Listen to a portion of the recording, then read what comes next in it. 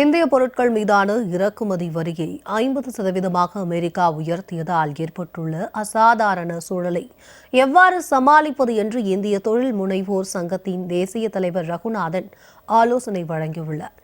அவருடன் நமது செய்தியாளர் லாவண்யாவுடன் ஆற்றிய கலந்துரையாடலை தற்போது காணலாம். ஜெயா பிளஸ் நேயர்களுக்கு வணக்கம். இந்திய பொருட்களின் இறக்குமதி வரியை 50% அமெரிக்கா உயர்த்தியிருப்பது குறித்தும், அதே போல அமெரிக்கா, இந்தியா, ரஷ்யா உறவு நிலை குறித்தும் பல்வேறு கேள்விகளுக்கு விடையளிக்க இணைந்திருக்கிறார் இந்திய தொழில் முனைவோர் சங்கத்தின் தேசிய தலைவர் ரகுநாதன். வணக்கம் சார். இப்ப திடீர் வரி உயர்வு காரணமா இந்தியாவுல என்ன மாதிரியான தாக்கங்களை எதிர்பார்க்கலாம்? திடீர் வரி உயர்வு அப்படின்றதே தவறான ஒரு கருத்து. 6 மாதங்களாக, அதாவது திரு ட்ரம்ப் அவர்கள் அமெரிக்காவின் ஜனாதிபதியாக பொறுப்பேற்றுக் கொண்ட நாள் முதல் நான் இதை போன்ற வரி விதிப்பை கொண்டு வருவேன் என்று எல்லா நாடுகளுக்குமே சொல்லிக் கொண்டு வந்ததுதான்.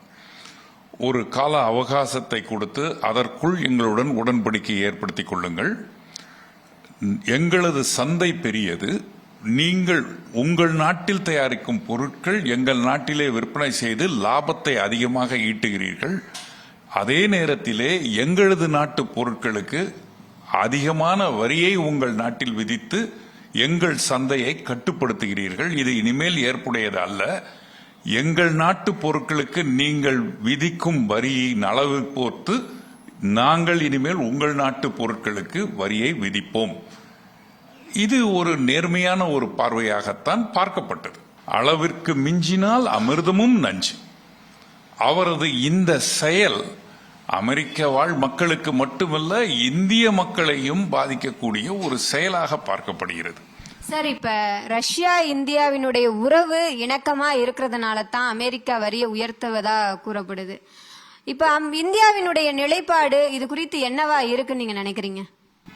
இதை பற்றி இந்தியா ஏற்கனவே தெளிவுபடுத்திவிட்டது. என்ன சொல்லியிருக்கோம் நம்ம?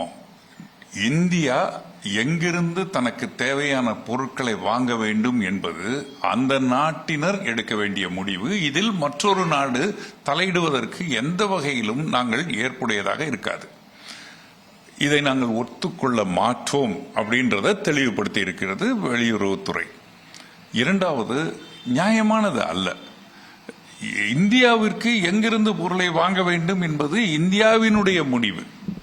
அப்போ இது தவறு என்றோ அல்லது கூடாது என்றோ, இதற்கால் என் நாட்டிற்கு நீங்கள் செய்யும் பொருட்களுக்கு வரி அதிகப்படுத்துவேன் என்பதோ இது ஒரு ஏற்புடைய செயலாக பார்க்கப்படல. இந்தியா இதுவரை ஒரு பொறுமை காத்த ஒரு சூழ்நிலையை பார்க்க முடிகிறது. மாண்புமிகு பிரதமர் இதை பற்றி இன்னும் வெளிப்படையாக எந்த கருத்தும் சொல்லவில்லை. இதுவரை காமர்ஸ் மினிஸ்டரும் காமர்ஸ் மினிஸ்ட்ரியும் எந்த வெளிப்படையான கருத்தையும் சொல்லவில்லை. இப்ப அமெரிக்காவினுடைய பொருளாதார உதவிகளை எல்லாம் தவிர்த்து இந்தியா, ரஷ்யா, சீனா ஆகிய நாடுகளினுடைய கூட்டு முயற்சியால பொருளாதாரத்தை வீழ்ச்சி அடைய விடாமல் பார்த்து கொள்ள முடியுமா? அதுக்கான சாத்தியங்கள் ஏதாவது இருக்கா? இந்த எக்ஸ்போர்ட்டர்ஸுக்கு உள்நாட்டில் விற்பதனால் ஏற்படக்கூடிய சங்கடத்திலிருந்து அந்த எக்ஸ்போர்ட்டுக்கு உண்டான அனைத்து சலுகையிலும் உள்நாட்டிலே விற்பதற்கு ஈடாக கருதப்பட்டு சலுகைகளை கண்டினியூ பண்ணணும். மூன்றாவது, பேக்கிங் கிரெடிட் என்று சொல்லக்கூடிய அதிகமாக உற்பத்தி செய்து வைத்துள்ள வெளிநாட்டிற்கு அனுப்ப முடியாத பொருட்களுக்கு கிரெடிட் வசதியை ஏற்படுத்தி கொடுக்க வேண்டும்.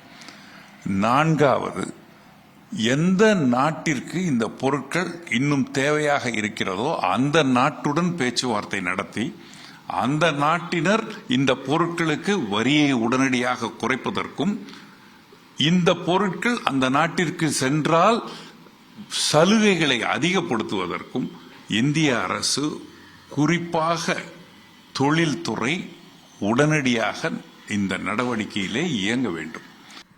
இந்தியா, அமெரிக்கா, ரஷ்யா பொருளாதார நிலை குறித்தும், உறவுகளில் இருக்கக்கூடிய சிக்கல்கள் குறித்தும், அதற்கான தீர்வுகள் குறித்தும் தெளிவாக விளக்கியிருக்கிறார் இந்திய தொழில் முனைவோர் சங்கத்தின் தேசிய தலைவர் ரகுநாதன். ஜெயா பிளஸ் செய்திகளுக்காக ஒளிப்பதிவாளர் பழனியுடன் செய்தியாளர் லாவண்யா ஜீவானந்தம்.